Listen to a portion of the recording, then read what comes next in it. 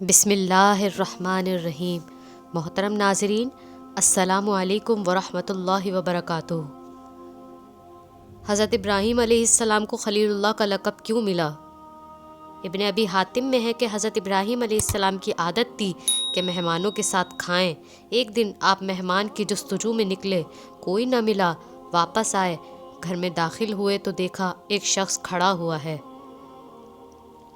پوچھا، اے اللہ کے بندے، تجھے میرے گھر میں آنے کی اجازت کس نے دی؟ اس نے کہا، اس مکان کے حقیقی مالک نے۔ پوچھا، تم کون ہو؟ کہا، میں ملک الموت ہوں۔ مجھے اللہ تعالیٰ نے اپنے ایک بندے کے پاس اس لیے بھیجا ہے کہ میں اسے یہ بشارت سنا دوں کہ خدا نے اسے اپنا خلیل کر لیا ہے۔ یہ سن کر حضرت ابراہیم علیہ السلام نے کہا، پھر تو مجھے ضرور بتائیں کہ وہ بزرگ کون ہے۔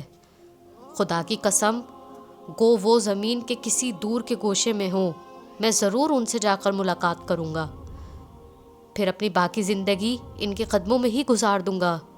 یہ سن کر حضرت ملک الموت نے کہا، وہ شخص آپ خود ہی ہیں۔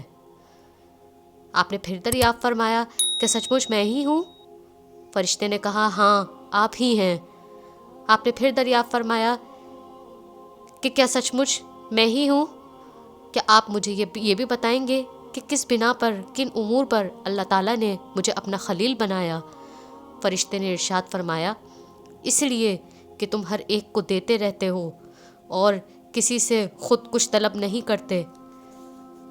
اور روایت میں ہے کہ جب سے حضرت ابراہیم علیہ السلام کو خلیل خدا کے ممتاز اور مبارک لقب سے نوازا گیا، خدا نے ملقب کیا، تب سے ان کے دل میں اس قدر خوف خدا اور ہیبت رب سما گئی کہ ان کے دل کا اچھلنا دور سے اس طرح سنا جاتا تھا جس طرح فضا میں پرندے کی آواز سنائی دیتی ہے یا پرندے کی پرواز کی آواز سنائی دیتی ہے۔